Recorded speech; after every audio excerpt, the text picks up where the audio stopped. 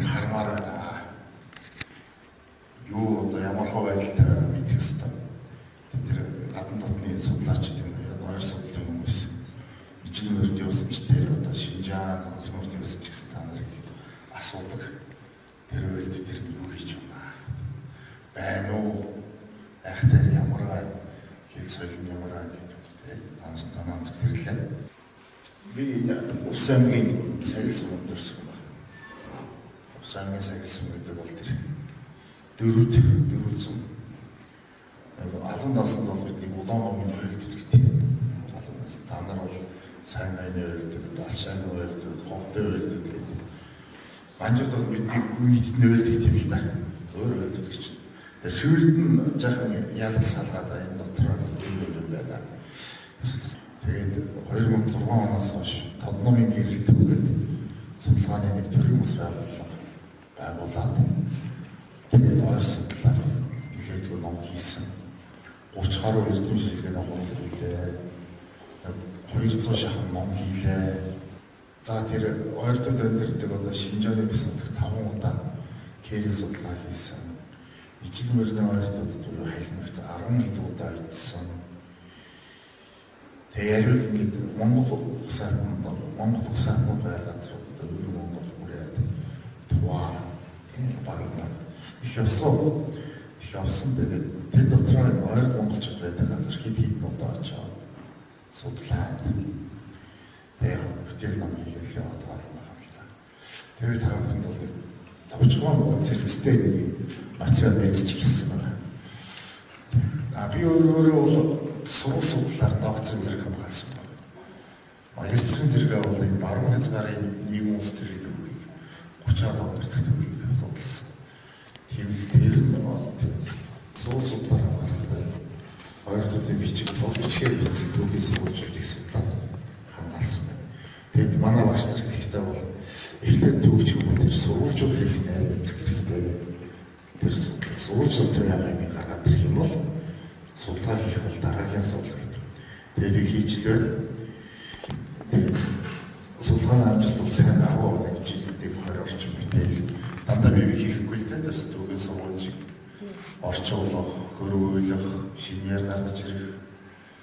Тэгээд бас судлаач тийм ол бүтээлүүдийг манай цувралд хэмжүүлэх гэдэг ажил байна. Тэгээд энэ ойртын чуулган зөвхөн гар улс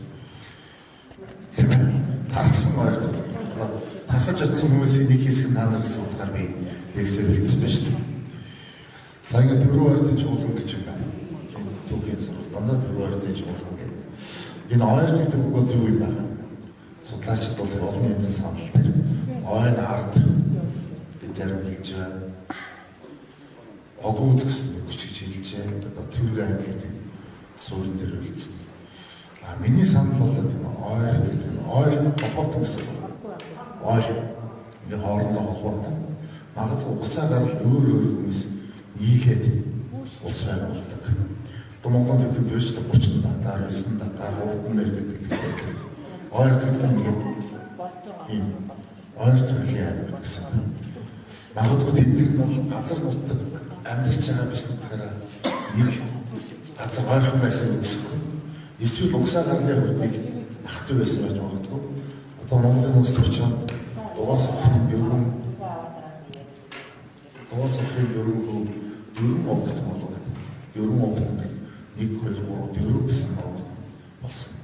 Дамжруугаан улс төрчөөд тайлбарлахдаа дөрвөн огт гэдэг дөрвөт гэдэг хэсэг талтай байсан байхгүй. Тэгээд л ингээд зовлон болж. Тэгээд ойртод дандаа дөрвөн аймгийн холбоо байгуулж байсан. Түүхэнд дандаа зарим нэг нүг үлдсэн байх үлдсэн дотроос гаргаж ирдэг. Тэгээд дөрвөн дунд учир байна. Тэр чуулган хийхэд дөрвөн чуулган амар байдаг байл та. Ардчлал юм л да. Гурван аймгийн саналаараа асуудал шийдэж гэсэн. Хоёр бол тэнцүү болно гэсэн. Тэгээд анх бол яг түүхийн сурвалж мэдгдсэн бол 1437 онд таван тайшин одоо удирдлагаар дөрвөн ойртой холбоо байгуулагдсан гэж үзэж байгаа. Тэр холбоо бол ингээд алтан мөргийн ноёдуудад захирагдахгүй аймагуд нийлээл холбоо үүсгэж. Тэгэхээр одоо хамгийн тэд нэр 1437 анхны дөрвөн ордын холбооны анхны нэг аймаг бол Цорс аймаг.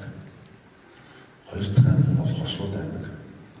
Гурав дахь нь бол Дөрвөд аймаг. Дөрөв дахь нь бол Торгууд аймаг гэдэг аймаг үүсэт. Эдгээр ингээд өмнөөс бас холбоо байсан. Тогоон тааш тэр нөгөө хоёр холбоогоо буцаад Цорсын манлайлалд шинэ холбоо үүсгэсэн байна. Түүнээс өмнөх холбоог бол бид нар үзсэн. Тэр бол яг судалгааны нарийн зөвлөлтөөр тэр яриаг хэрэггүй. 1437 онд тогоон тааш холбоо байгуулсан. За тэгээд тогоон таашиг Исэн хаан бол 1453 онд Монгол хаашаа суужилсан шүү дээ. Тэгээд ингээд Исэн хаан насртын дараагаар нэг жил гаруй суугаад насртын дараагаар ойртууд л нэхэд шахахтаа баруун дэш нэгээд тэр холбоо задарсан юм шиг. Тэгээд 1502 онд дахиад тийм холбоо үүсгэсэн. Тэр холбоо насаад шүү дээ. За анхны холбоон дотор тэр бүр тэр Исэн дээр тогоон дэшээ байгасан холбоо дотор барах бүрээ энэ хойгоор бүтгэдэг аймаг өрсөн байна л да. Нэг тиймэрхүү хандлага байна. За ингээд 1502 онд дахиад нэг холбоо үүсгэсэн. Тэр холбоо ингээд явж байгаа бас тахсан 1600 гэхэд торгууд цаашаа бийсэн. Ижил морилоо бийсэн ч юм. Дахиад тэр холбоо ингээд торгуудад өвгөтэй торгуудын оронд хойд аймгийг гаргаад ирж. Ингээд дөрвөн хойд гэдэг бол ингээд үндсэн 5 аймаг л яваад байна. Цорс, Дөрвөн, Торгууд, Хошууд, хойд гэсэн 5 аймаг л яваад байна. Тэгээд тэр 5 аймагаас нийлүүлээд дөрвөн хойд үүсгээд. Тэгээд дунд үеийн дөрвөн хойд дотор жишээ нэг хойд бол 10 нутаг нийлээд 40 нутаг нэг хойд бол ингээд 10 нутаг нэг хойд бол. Тэгээд Цорсууд 10 нутаг, Хошуудууд 10 нутаг, Торгууд 10 нутаг. Дөрөвдөг тоог гүйцэс 6 нутагтай нэг хойдын дөрвөт нэг 10 нутаг гэвчихсэн байна. Тэгээд торгууд өнгөтэй хойдыг яасан гаргаад тэр дөрвөн ойрны холбоог дөрвөн ойрны төвд нарийн учир байж шүү. Энийг сайн. Тэгээд энэ ойрны төвд сүлдэх батцсан л да. Ойр холбоотой гэдэг. Хасгийн Авлаа хаан, Манжи хаан захилагчтай. Бид 3 ойр гэж өөрсдөө бичдэг. Тэгээд яасан чинь их зүйлс, дунд зүйлс, баг зүйлс, гожилс гар гэсэн үг эдгээрээ бид 3 ойр гэдэг. Ойрс холбоотой санаа юм. Тэгэхээр бид энэ үгээр би зөв цаашаа явж байгаа судалгаа тэгээд тэр судлаачдын юм. За ингээд үндсэндээ Цорс, Хошууд, Дөрвөн, Торгууд, хойд гэсэн 5 аймаг л